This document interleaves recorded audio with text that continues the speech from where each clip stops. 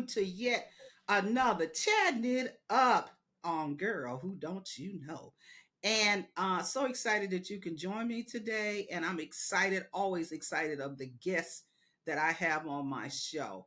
And today is not different at all. I have an amazing, phenomenal woman that's going to be talking about something that if you haven't experienced it, you are going to experience it, okay? And she's going to be talking about her experiences, her lived experiences, which for me, books cannot tell you this. This is something that you have to live through. It's something that you perhaps need to get a mentor or somebody who can coach you through it, because everybody's experience with this particular subject is a little bit different. So, in this book, Corporate Blues, I know it looks backwards, and it's by Dr. Carrie Yazid. It's talking about the untold stories of women in toxic workspaces, and so everybody can relate. And sometimes you're relating, you don't even know you're relating. It's happening to you. You don't even know it's happening to you, but it is. So, Doctor Maria Flowers is going to talk to us today about her lived experiences and how she overcame it. So, hey, what can I say? Dr. Maria Flowers, are you there? I am here. I am here. And thank you so, so much for allowing me to be here on your platform, Marilyn. I really, really appreciate it. I'm really honored to be able to share this space with you. So thank you so much. And also to talk about this very important topic that's near to my heart. Yeah, So thank you. you're welcome. And I forgot to mention that she has many titles like Dr. Maria Flowers, but she also is an advocate. She's an author, she's a speaker, and the most important part is strategist, because we all need a strategist in our life to help us navigate through everything that we're going through. So let's jump into it, okay? Yeah. We're talking about toxicity, excuse me, blah blah blah. But tell me, when you talk about, and what made you want to even be a part of this particular book, where how did that all start? Can you tell us that? Yes. Well, first let me go back. This book, Corporate Blues, I don't know how to get it on there, but it was curated by Dr. Carrie Yazid, and it contains a collection from a cohort of I'm very blessed to be able to be part of this group of women who share some very profound stories of their experiences, but it's the untold stories of women in toxic workspaces. Mm-hmm. And my, I guess, origin story to me branching out, opening up, and going on my own, uh, unfortunately, came from a very toxic workspace. And I had it was so many things going on in my life at the time, but I had such a bad experience um, that it kind of propelled me to go on the course that I'm on now. We all, everyone who's worked in corporate America knows it's not easy, especially when you have the paint job that you and I have. Um, it can be very difficult navigating these corporate America spaces because they're not really made for us all the time. They're not very welcoming to us, especially when you have a certain level of ambition, a certain level of drive, and a certain level of excellence. And sometimes you can be targeted for bad treatment, and that was my story, that was my experience. And so when I saw Dr. Yazid kind of pulling this together, announcing this project, that said, this is something I need to be a part of. And so I threw my name in the hat, and thank God I was selected to be part of the project. I like that, because also we have to look at the timing of God. If we think Mm, about it, it was yes, your time to tell your story, it because was. it's not anything that was in your head. It was happening. It was definitely happening, and so let me just put that out there for the listeners. Not only is it corporate, it's all sectors. It's laced between all sectors. Yeah. And so her story happens to be from a corporate lens, but I know firsthand from a government experience that That's what's going on. And it does not matter if you're a baby boomer, a generation X, a Z, all those other letters. It don't matter. It's going to happen, and you need to be how would I say, cognizant of it is going on, regardless of what you think is not, it is going on. So tell us, Dr. Flowers, how did you, how would I say, you came into the workplace saying what your mama and them and all them said, go to school. No, let's go back. Be a good girl, first of all. Go to school, get a degree, and go get a job. And all your dreams will be filled, right? Is that pretty much what they told you? That's what they told me too. Okay. It was the truth, but it wasn't the truth at the same time, because it's laced with a whole bunch of, I'm gonna use the word, piranhas and sharks and all of Yes, jellyfish, all of them. It's laced. It's really yes. laced. I So was a little guppy. look, everything. Okay, serious. Yeah. I mean, I'm serious sharks. The one, the great shark or whatever they call it, the Mhm. white shark. Okay, I love sharks. But anyway, but tell me a little bit about your experience. Of how this started, and did you know it was happening? What happened? Well, first I'll backtrack and just talk about what you just said.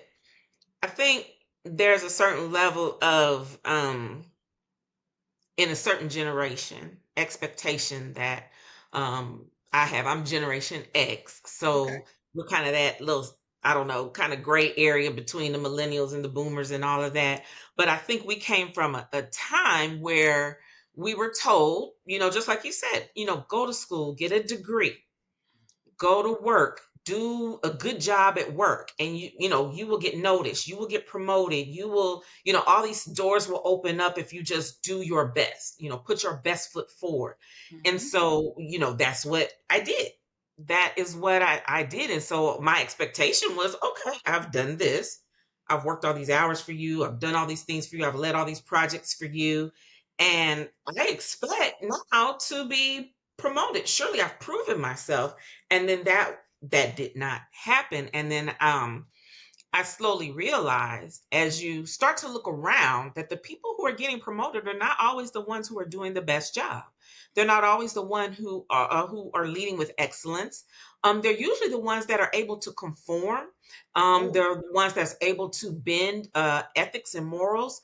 And we see that at play now, unfortunately, in leadership at some of the highest levels in our society. We see it being exposed that those who are being promoted to lead organizations, and direct people, not, a large swath across the board, but for a large part, a lot of people that are moving into these spaces are having to do some unscrupulous things to get into those Mm-hmm. spots. Right. And when you don't move like that, and you're not willing to, wash the back or do what someone's telling you to do that is not right, or not quite, what you should be doing, then you kind of put a target on your back because you're not going to go along with the flow. And I think that's what, at least for me and my generation, I don't think we were prepared for. Okay. I thought if you play by the rules, if you do the right thing, then these things will come. But we weren't prepared for those curveballs, as you said, those piranhas that are out there, those people that were groomed from a younger age to learn how to play the game. I Okay. wasn't taught that. I wasn't taught the chess moves and all of that. So I'm going in green, just doing my best, trying to excel from a professional standpoint, but not understanding that they were playing chess and I was playing checkers, just to be honest. I really was. I just thought, okay, if I do a good job, I'm gonna, and that was not the case. And I think that's what a lot of people are finding. And what we're seeing from some of these younger generations, thank God, is they're setting up some very firm boundaries and they're not dealing with it. And I like that Right. for them. I like that for them. Yeah. I mean, and when you speak about boundaries, meaning that they would jump from job to job to job to job. Baby boomers, and if we talk about those type of the strata, or of status or Hmm. whatever, is that we will stay in a job for 65 years. okay, Yep. forever, and continue to take it, even though we know it's demoralizing, we know it's unethical, okay, we know it's not fair, it's not right at all, but we were taught to say, you got a good job, okay, Mhm. whatever a good job means. You got a good job, just shut up. Basically, don't say a word about anything that's going on, and you start to be in this place. I believe that, is it in my head? Is it me, or Yeah. is it, so how, I mean, I know you started to say, I know you had to say that, is it just me? Did you get to that Yeah. stage of saying, is it just me, or what? I mean, tell us a little bit about that. Was it just you, or what? Yeah, well, I think in my experience, and I won't go into detail because I do want to encourage everyone to purchase the book and read the story, my chapter, Weathered But Not Worn. Hmm. And I talk about it from a perspective, not just, spilling the tea, if you will, about what happened in my particular role. One thing, because legally I can't speak on the whole thing, but Hmm. also I tied it to some of the physical um, ailments that were happening to my body during Yes. this time. And I bring that piece up to share because, like you said, we start to internalize this. And I think this speaks to something that happens on a greater level in society. There's a lot of research about the impact of um, perceived racism and even intentional racism. And what I talk about in this book is the term weathering. I won't get too technical into it, but basically it talks about what the body goes through and Hmm. how it processes that chronic stress. And so I was going through this tough time on work, and my initially when it happened, when all this stuff started happening, my first response was, okay, well, I just got to dig in, and even HR told me that, they just said, okay, you need to just show up and say, hold my beer, and, I'm going to do this. And so I was like, okay. And in the back of my mind, it's like, no, I just did all of this, but Right. okay, let me do more. Let me press forward more.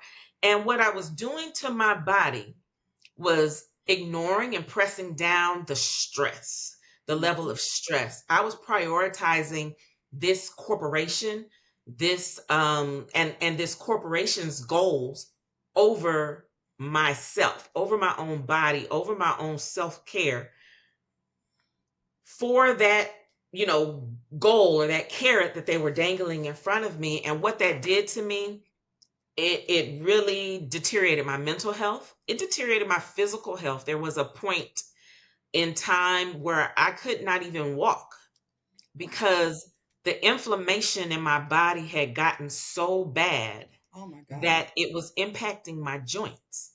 And they did tests on me and thought that I had an autoimmune condition.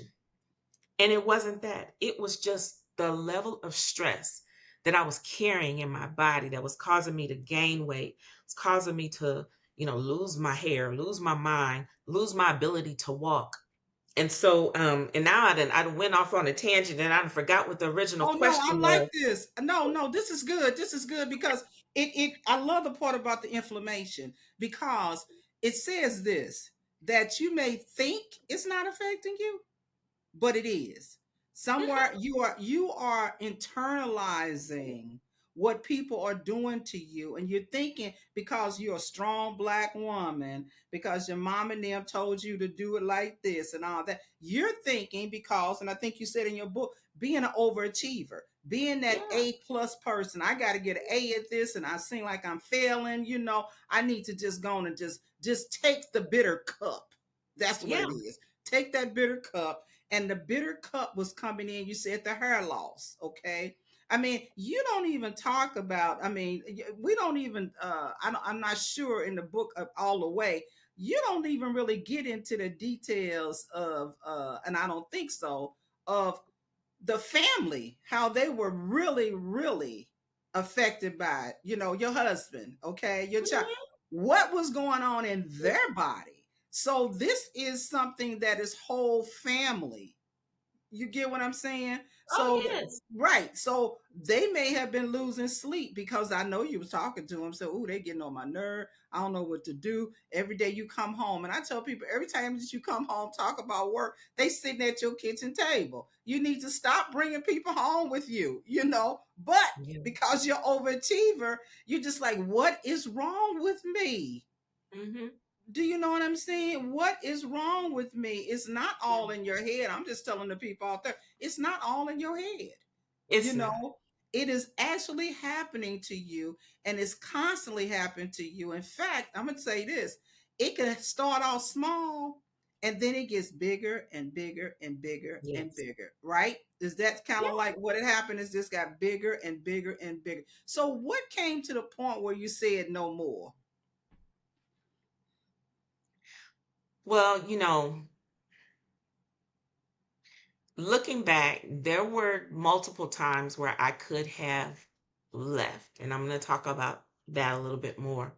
Mm-hmm. Um, that incident that I opened up the book with, the suicidal ideations that I was going through. Mm-hmm. My husband was like, "This ain't. Sit down. You don't need to do this. Sit down. You don't need to work."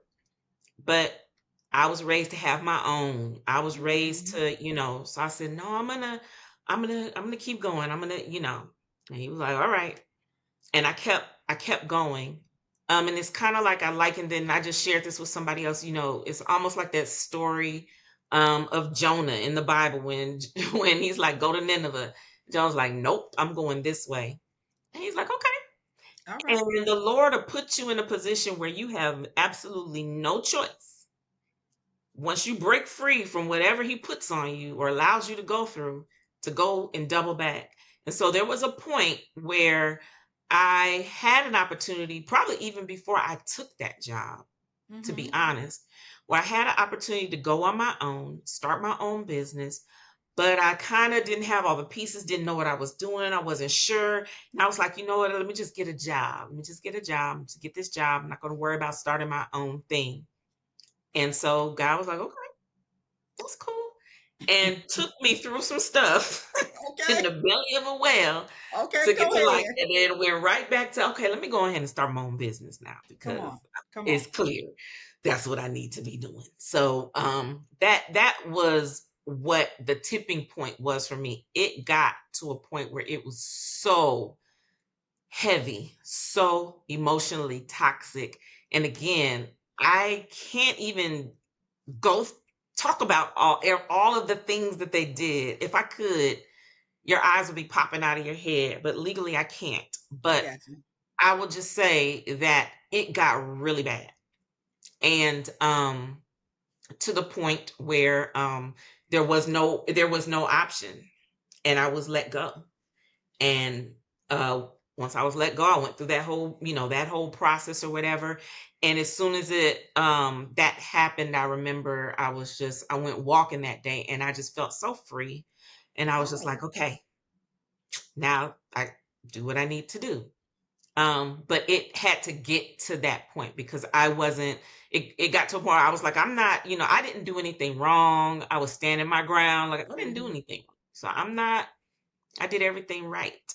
And so I was being a little stubborn about walking away. But I am glad that I stayed to the extent that I did, because I needed to make that point, and I needed to show them that I was not just going to walk away right.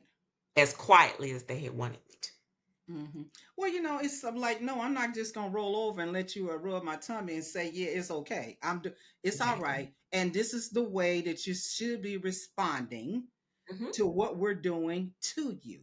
Okay. Exactly. And I like what you said at the beginning, the conforming, they want you to conform because it's almost like this for me, Dr. Flowers. Let me just say this. When you conform, then they're putting you in a box where they can handle you. And Yeah. why? Why Hmm. why are you putting me in a box so you can handle me? And who gives you the right to do that? You get what I'm saying? Oh, I get. Well, the thing was, when I took the position, like I said, I should never took the position, to be honest. Mm-hmm. but I was bringing myself down because I was making a third of what I had been making before in a previous role. So I was taking a severe pay cut. I Mm-hmm. was taking a role, demotion or whatever. It was a lot that went into it, but I was trying to, okay, we were moving to a new state. We were doing, so I was like, okay, let me just Mm-hmm. Mm-hmm.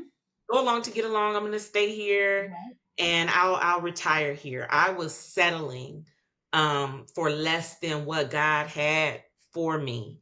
Mm-hmm. And that played a lot into, I believe, why I had to go through what I went through.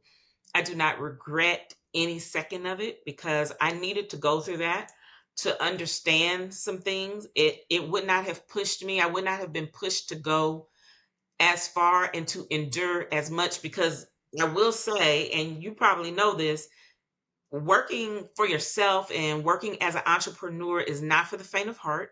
It's not. Yeah. Especially when that's all you're doing. I don't have a 9 to 5, if you will. I'm not a W-2 employee. My companies, the books that I write, my speaking engagements, that's my bread and butter. And Mm-hmm. so it's a different type of drive that I have that goes into that now that I probably would not have had it unless I had gone through that. However, I don't say that to say because I want to make this point because I think as Black women, sometimes we kind of sensationalize the grind. We sensationalize Mm. the trials and the tribulations that that's what you got to do. You got to push through and you got to do this and you got to do that. And I don't think that it always takes all of that. Um, and that's why I use this term safe and equitable spaces. I think about, you think about the soil and the ground that you're in, and when it's cultivated right and it's able to and has the right nutrients, it's able to grow you. You're able to do so many things. So yes, can you build strong roots by going through a lot of turbulence? Absolutely, you Mm-hmm. can. Mm-hmm. However, it doesn't necessarily have to be that way. It does not. It does not. I like that you're right. We do sensationalize. It's almost like because they normally gonna say she's a strong Black woman. She done been through pain, persecution, trials, and tribulations. She's got her strong woman badge. Okay, what does that really mean? Okay, Oh that no, I that don't I want got. that. I don't want that badge. I I don't want want this. I want that to at be a all. soft Black woman. I Okay. want to be in my soft era. I want to be feminine. I don't want to have to Yes. show up all loud. And I want to be able to use my nice, like I tell my son, be like, you have to wait till I get to this mean mommy voice. Let me have my soft mommy voice. Listen to me the first time I say it. I don't want to have to come in screaming all the time. Let me use my nice voice. I want to be Right. nice. I want to be cheerful. I want to smile. I don't want to have my guard up. And, we were talking about this offline, but also, as you talked about, this happens in all spaces. Mm-hmm. I want to be able to show up in front of other women that look like me and not have to have my guard up as well, especially when I'm around other women that look like me. I want to be able to say hello. I want to be able to smile. I want to be able to be kind and not be fearful that somebody's trying to get something and prey upon me or use something to use against me. So they got some tea about something I did 25 years ago or something like that. You know, we should be able to be that safe space for one another. Yes. If anything, when I'm around another woman that looks like me or another man that looks like me, I should be able to feel safe enough to know that they're going to cultivate a space for me where I don't have to be on guard and tough and rough and all that. And I think sometimes, unfortunately, we do that to ourselves as well. Unfortunately, we're not as kind as we could be to one another, knowing full well what we have to go through in these spaces. And You're right. so I just felt the importance to put that out there as well I love because it. we're always pointing and saying, "Oh, corporate this, corporate that," but no, we do this to ourselves too, and we need to stop that. Yeah, we do. We don't even have to be in an organization. Okay. We can No. just be walk into a room. Let's go there. Hmm. Just walk into the room and all of a sudden somebody is like, oh wait, okay. Who is Hmm. this? And she prettier than me in my mind. I think she got this. So hey, here go a target right here. And just You cannot be safe. I told you when we was offline, I told my granddaughters, okay, it's hard being a black woman. It Yeah. is very hard being a black woman, you know. And when you talk about that, the femininity of it, you know, I am tired of the testosterone that's in my body trying to Yeah. fight my estrogen and my progesterone all the time. I am Mhm. tired of that. Okay. I have nothing to prove. You know what I'm saying? And you said about your son and you got to go to the mean mommy voice, or like the voice where you like let your grandmama say, "Look, don't try me." Okay. Yeah. You got to get there in order for them to listen to you. Mhm. But when you get there, Dr. Flower, you are still setting up stuff in your body. Yep. It got Yep. you like, I'm into a high blood pressure now. I'm Mhm. into some cortisol, whatever stuff. I'm into to all these different alarms and bells and whistles that's going off in my body. Okay. And Yeah. that's why you want to just stay at even keel. You know, and it's hard enough to try to keep yourself like that. But it's really hard when you come into a space and people shooting darts and all that kind of stuff, you know, and so you got to learn how to dodge and dip, and you know you got snipers, you got all, you know, it's just super hard. But you are right, we do need to have a sense of a safe space when we come Absolutely. together as our own, because guess what, it's just counterintuitive and counterproductive for me to come into a room and you try to get me to where am I safe? You know, so but anyway, let's get to this. So now that you went through that, okay, what did it make you do after that? I mean, what are you trying to do now to try Mhm. to help people that are perhaps experiencing it, or you need to wake them up that they are experiencing? What are you doing now? Okay. Yeah. Well, thank you for that question. So, as I kind of touched on, that whole experience in of itself made me question some things. One, because at the time I was working for a very large healthcare organization, and I was managing the patient safety and risk initiatives for that company nationwide.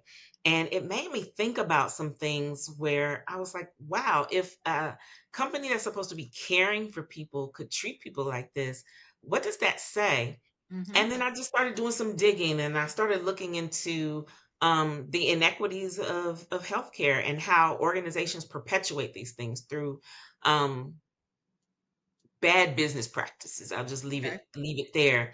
And that led me to opening up my consulting firm where we specialize in patient safety, risk, quality, and health equity. So a lot of the writing, a lot of the speaking that I do is based around health equity. I also do a lot of research on health equity policies and social determinants of health, which are those conditions that either help support or help deteriorate, Mm-hmm. depending on where you are, the health conditions that are in your, in your environment where you live, work, play, what have you. Right. Um, and so I kind of what I do is kind of, I don't know, I have these different reaches. So within the healthcare consulting, I work with organizations so they can have a better understanding, a better reach, a better mitigation plan on how they manage um, corporate culture and how Mm-hmm. that corporate culture pours out into the communities that they serve.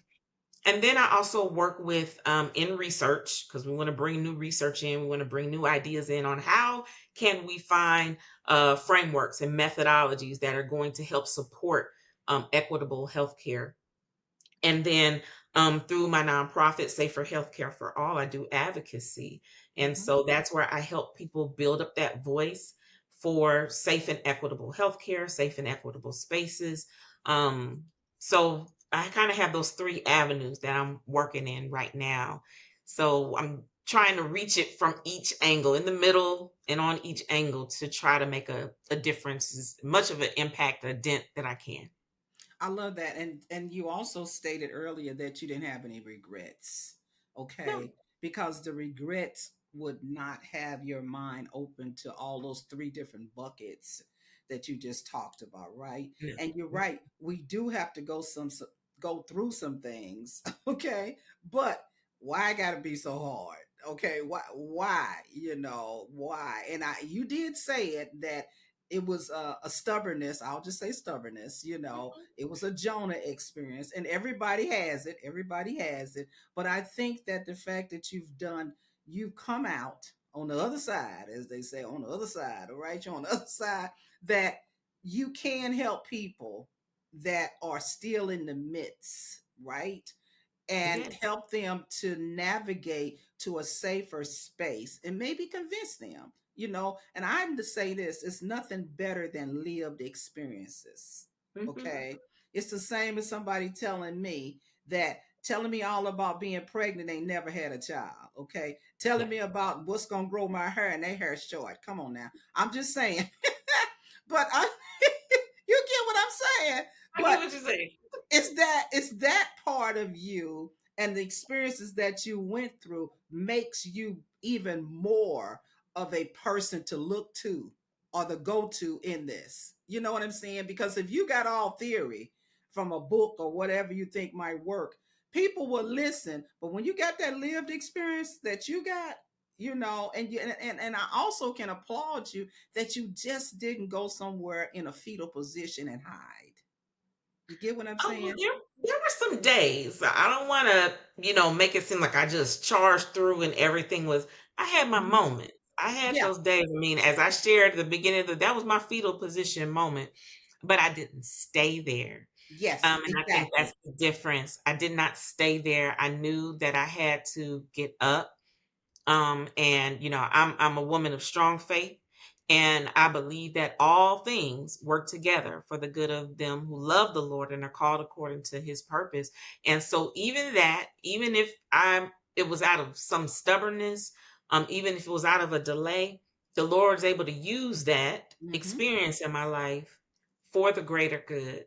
And so I'm thankful for that. I do work with people on all different levels, teaching about toxic workspaces. I have a course called Safe and Equitable Workspaces where I talk about this just across the board. So I do it live, where I go into corporations and talk Hmm. about how they can help cultivate safe and equitable cultures within their organizations.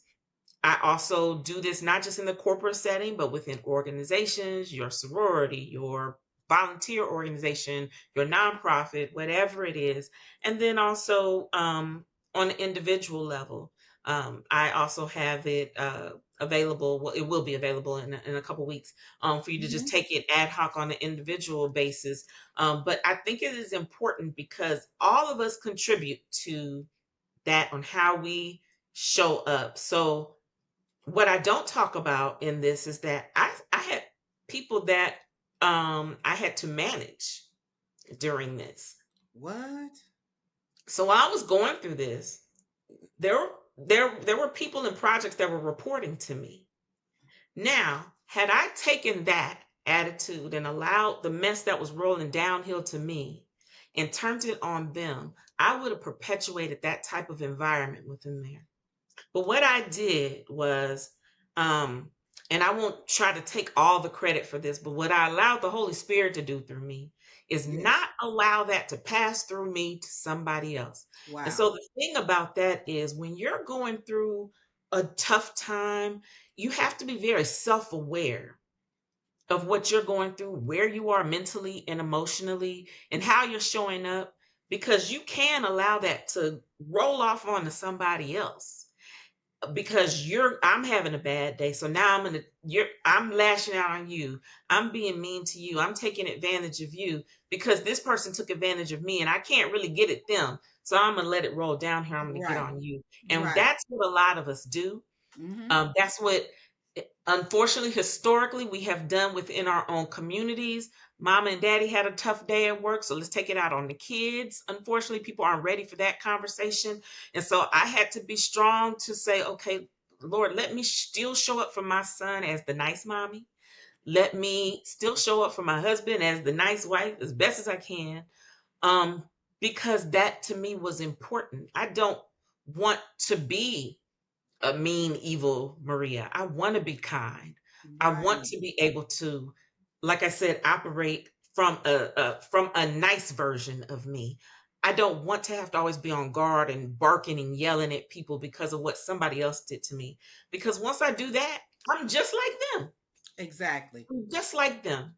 And so my strength shows up with me in spite of, despite what anyone has ever done to me, trying my best not to be like the person that treated me But I like that because the key word here is self awareness. You got to be wrong. self aware of what's going on. And I like the fact that you say, no, it's almost like the book stops here, right here. I'm not going to keep this going on because Hmm. what do they say? If you know better, do better. Okay. Do better. And what happened to you? You did not get into the and drink the cup of bitterness. You know what I'm saying? That I'm just mad with everybody. Okay. Everybody No. gets some. Hmm. Everybody gonna get some of this, which is good. So we are almost out of time, but you wrote down a positive message, which I want you, if you would, to really, really just have some parting words. And you said, lift and climb and lift. Tell us about that. Yeah, well, just what I said, and this is something that I share on Facebook a Mm-hmm. lot. Um, I believe that it is our duty as women, as Black women, as humans, that when God has blessed us with an opportunity to come up out of something or to excel in a certain area, to look back Mm-hmm. and help somebody else get to that next rung. Um, it is not, God doesn't bless us just for us. The things that Mm-hmm. I went through was not just for Maria. This book that I wrote is not just for Maria. There's somebody else out here going through that, and they need the opportunity to be lifted up out of their situation. And I hope that's what it's for. But I think if all of us got in the mindset of lifting and climbing and lifting, meaning as I'm going up, sister girl, you going up with me. Come on. Brother, you coming up with me too. If Mm-hmm. we all, can you imagine the power Wow. that we would have as a community, as a race, if we just adopted that and we shut Yes. all the rest of it out? Could you imagine? And I think that other cultures know that we would have that power. But unfortunately, we don't know that we would have that power. So, Exactly.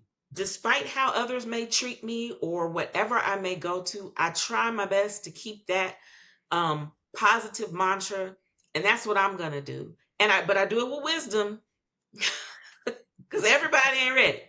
But I do Everybody it wants. with wisdom.